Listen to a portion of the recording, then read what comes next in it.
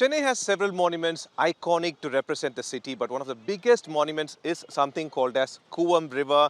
This is a river that has flown through the ancient city of Chennai as an ancient river for a long period, but this is also one river that has been not clean for a long time. In fact, hundreds of crores of money is being spent on this river to make sure that it is being cleaned, but that has not worked so far. However, we have a small breather as one company called Alpha Mears is working just to make sure at least this particular solid waste that you see over here, the floating solid waste, at least that can be recovered in the least expensive manner, and they have a special design. We also have Shekhar, who is from Alpha Mears. Thank you so much for speaking to us. First of all, commendable job with this work over here. So how does this machine, I mean this particular contraption work? Okay. This is a passive device, so I will not even call it a machine. You don't have to spend a drop of fuel for this. We deploy this barrier diagonally so that whatever the water brings, the trash and solid waste, it will slide down and come to this corner here so that it can be lifted off from the river bank. This is a barrier which is uh, very low drag force. Drag force, when I say, I mean when you put your hand in flowing water, your finger will feel certain force of the water. So we minimize the drag force by use of steel mesh. We allow the water to flow past and only stop the solid waste. And by the diagonal alignment, we bring it to the river bank from where it can be removed without spending a drop of fuel in arresting it. Later, we will also use the flow of water. In some rivers, we do not have much flow here, but later we will use a flow of water to run closed loop hydraulics and also lift it and put it on the trucks. Before that, let me just interrupt you. You see over there, this is how Chennai was almost 100 years ago. This was a river in called Kuvam where there was boat traffic. There were like cargo that was taken through this particular river. And there used to be how you see bus stands, boat stands where people used to go through this place. Really famous people like Pachayappa and such, they used to take bath in the river at one point. But unfortunately, this is a condition right now. In fact, to make this particular story, we are standing over a heap of trash, and this is how the river is being maintained. Unfortunate, you see the kind of like trash on the banks of this river, and many aspects are there. The one aspect is that you have to remove the trash from here, and the other aspect is that you need to make sure that the sewage water does not mix with the river. As a Chennaiite, I'm really completely sad to see this condition. But at the main time, Alpha Mears is specifically working with something called as floating debris that needs to be collected over there. That you see water hyacinth, you see a lot of thermocol waste and everything. And how much time would have taken for this waste to this much waste to come here actually? My Get estimate, it collected. could be 20 days. For 20 this. days. My estimate, because I am not, we are not looking after the maintenance, so the people who are removing can say better. But I can tell you in 2018, 21,665 tons was removed in 1 year that had come. So there's a lot of trash that comes. In Having said Kuvam River alone. that's right. Only in Kuam River, we had installed in the entire river 9 locations in 2017. And this is the report of 2018, the 21,665 tons, and 10% was plastics. That's the maximum collection in any river in the world. The good side is we are able to deal with the problem at that scale, and the bad side is that's much found its way into the water. I call this as fugitive. Can we walk along to show more actually? I call this fugitive plastics. Fugitive because it has escaped the formal collection system, and no municipality in the world, I think, can sweep every inch of the floor of the ground. And somewhere the citizen cooperation is also required to connect to the collection point that the corporation provides to make the job practical and easy. No corporation in the world can sweep every inch of the roads. It's not practically feasible.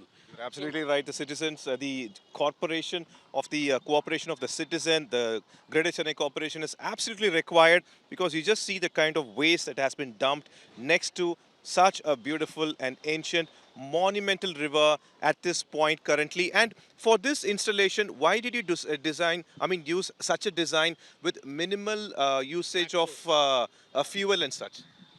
Yes, because this problem is humongous in the world, and we cannot have solution that consume fuel. In the river, there's a lot of energy in the flowing waters.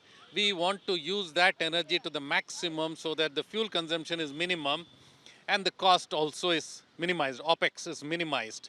And that is the reason. When I close my eyes, I can see how many ways we can use the flow of water.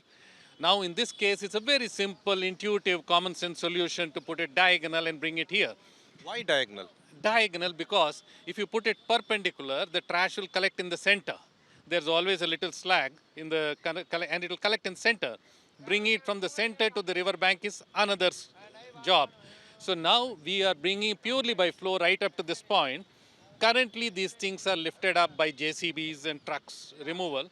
But at some point, wherever flow is better, we want to put in closed loop hydraulics and turbine, which can continuously 24/7 not only bring it to the river bank, but also lift it and put it into the. Something like a conveyor belt.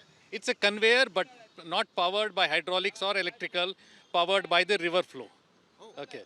Yeah, incidentally, we also allow the boats to go past. Where boats are coming, we deploy it in two sections, roughly about half each with a little staggering. The boat with its propulsion can zigzag and go past in the middle. The trash will always come straight and will get trapped. So boats can go 24/7 without opening and closing a gate. For a common person, why is it necessary to make sure that this kind of debris is clean from the river? This is very important for certain reason. Inside this, there's a lot of plastics, and plastics have got a very long cradle to graveyard lifespan. And that goes into the sea, it affects the marine ecology. If I were to believe the reports, by 2050 there'll be more plastics, it's said. So we have an alarming situation where, to this day, let me tell you honestly, what goes in the river can be stopped. It is not, you can see it can be stopped, but it's not been scaled up much. We started 10 years back. What goes into the sea surface is far more difficult because it is spread on a two-dimensional surface. You need far more energy to go and gather all of that. And once it breaks up into microplastics and goes down into the water column, you can forget about it as of today. Maybe my grandchildren will come up with technology to go and clean it up. But we have to limit that problem, what is going into the ocean. It's going to be quite a struggle to go down into the water column, in the depth of the ocean. Currently, the plastic is found right from the Himalayas to the Mariana Trench. So we have to get a grip on the situation. The problem is so huge that we need to have very scalable, very smart solution, need not have high-tech gear, but intuitively simple, and the river energy is plenty. This year, hopefully, we plan to go to the coastal waters and use the wave and wind energy to have these crafts go and collect. For an installation like this, how much does it cost, and how much would the exchequer have to bear? Okay, very thumb rule is 34,000 per running meter of this. Currently, maybe we might have to increase it for certain pressures, but that is the cost. So something like this would cost about 15 lakhs. But this is much cheaper than what is being given by international companies, right? Oh, let's not talk about international companies where they charge $1 to $2 million. We would do it in 25 to 30 lakhs. And remember, we do not require fuel. We bring the plastic to the river bank, and they have to, So eco-friendly. it is eco-friendly, and then it will cost 20 to 30, 25 lakhs, 30 lakhs, something like that, compared to $1 to $2 million that those companies need. So they are at a different level. Let me also tell you, it's my personal opinion. Design is not done by a team. Design is a single man sport. It is not a team event. I do this before 6 o'clock in the morning, and I get up and give the scribble to my team who would make the drawings, and we make the fabrication and we do the trials. If you have a big team of highly paid designers, they are not necessarily coming up with a better design. And when you go to stop the plastics in the river, the first thing you have to do is stop the plastics. You can put the artificial intelligence and machine learning later. That's not the first priority. But how you stop it with minimum drag force, let the water flow past, that is the reason we could put the longest barriers in the world, 192 meters. And why? Because we allow the water to flow past and reduce the drag force and only stop the solid waste. Well, thank you so much for speaking to us, Shekhar. And what he exactly stated is that for a complex problem, you have to first start with simple solution, and that's what they've started over here. If I can show you the contraption, there you see that's a long chain that has been tied to one of the poles, probably what should be a lamppost or something, and from there it goes straight over there. And then you have barriers, just like you mentioned, these barriers are close to 40 centimeters to make sure that it does not clog the process and it does not clog it, making for the flow to become much more difficult. So what is happening is that apparently this contraption, the contractor should have made sure that it also comes up to this level, but there's a gap. So what would have done is that it would come and stagnate at this spot. But while the upper portion, it's collecting all the debris, the water on the lower portion, if you could see over there, that will be more like very easily flowing, and that's what you see as a current. And what happens is that later they can just place one JCP, something like that machine over there, and they can simply collect it in intervals of probably 1 week or so, and then make sure that this river, one of the iconic rivers in Tamil Nadu and for Chennai, one of the name bearers, would have kept clean. But something I also notice here is that we are, like I told you earlier, we are standing on heap full of garbage.